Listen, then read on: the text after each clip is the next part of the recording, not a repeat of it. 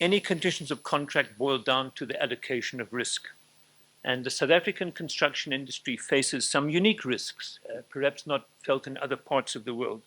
Hence the need for a homegrown contract. It's important that I think we have a homegrown contract. We believe that GCC 2025 contains an equitable balance of risk. We believe that the risks are equitable. So some highlights. Well, it's now gender neutral. So we've done away with he and she, and that added probably 3 or 4 pages into the GCC. A new clause 2.2 now requires the parties to give each other advance warning, which I think is a very good project management tool. You're now seeing it in FIDIC, you're now seeing it in the NEC, in various places. Clause 5.6, the program, we've gone into much greater detail of what the program should comprise of, and more importantly, how often it should be updated. Because, I mean, an updated program is critical for managing the project, and if any claims arise, you're going to need to have an updated program to prove extensions of time and those sort of issues. Again, it's a good project management tool.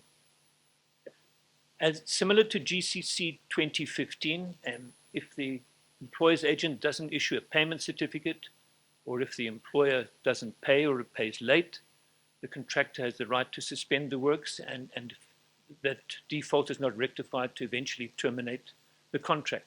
But you know, what we couldn't address is the actual fact that we have this non-payment or late payment issue in the first place.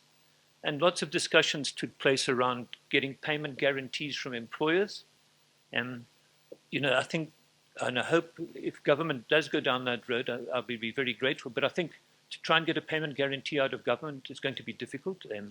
Who's going to underwrite it, number one, and two, it's going to sit on their books as a contingent liability, on anybody's books as a contingent liability. But if we can get something along those lines, that's great.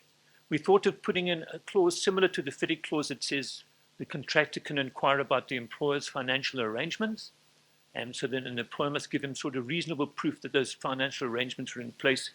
But at the end of the day, really, those didn't come into GCC 2025. And you know, the solution to this doesn't lie in the contract. The solution lies with government. I mean, Treasury has a clear directive: pay within 30 days. And there shouldn't be any need to put strenuous conditions into the contract.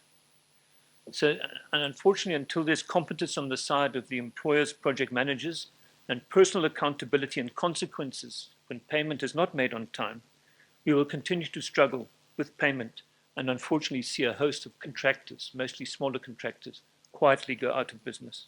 In GCC 2015, the employer took occupation of the site upon completion.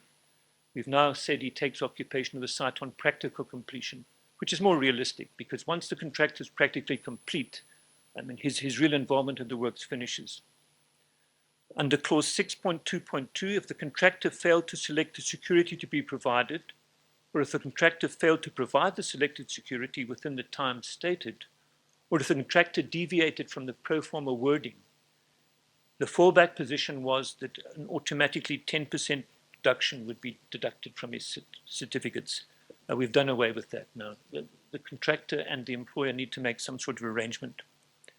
Interest on late payments is now calculated at the prescribed rate of interest plus 3%. I mean, I know that doesn't compensate a contractor for not being paid, but at least it gives him something a little bit better than just the prime rate of interest he might be paying to his bank. Clause 6.11, the variations exceeding 15% has been deleted. Clause 9, which deals with termination, the clauses have been reordered into 2 groups, the one where no notice is required and the other where notice is required. Just it reads better in that sense. The failure to implement the adjudication board's decision after receiving notice thereof from the other party is now a ground for termination. The right to terminate may not be exercised by a party where that party is in material breach of the contract. In 2015, GCC 2015, the claim plus the detailed claim had to be delivered within 28 days. In GCC 2025, these are 2 different time periods. So the notice of claim must be given within 28 days, and then the contractor has a further 28 days to deliver his detailed claim. If the employer's agent considers the claim to be time-barred, he must now notify the contractor in writing within 7 days. Otherwise, that claim is valid. We're trying to do away with the situation where right at the end, someone throws this card on the table that says your claim is time-barred. So now the employer's agent must notify the contractor within 7 days. If he fails to do so, that claim is deemed to be valid. The employer can still object to it. If the employer believes it is time barred, he can still object to it. And even if the employer's agent writes to the contractor saying you are time barred, the contractor can also object to that and send it up the dispute resolution process.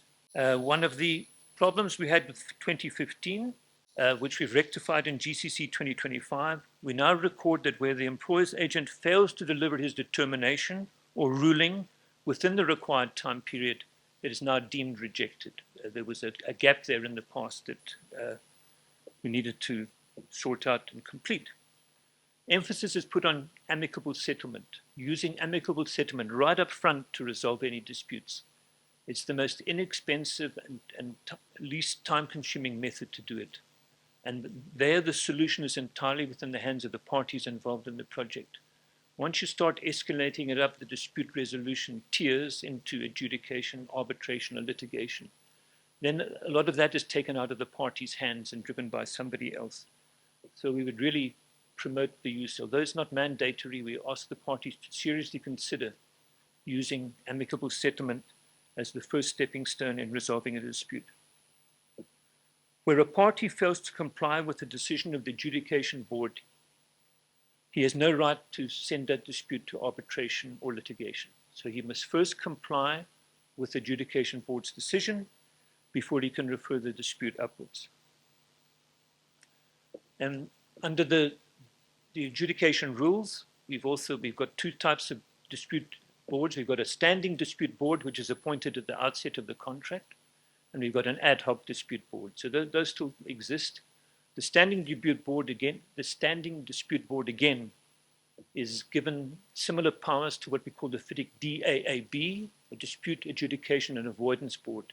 So once again, the emphasis is on assisting the parties in resolving the disputes before they become crystallized and formalized and need to be sent up the line.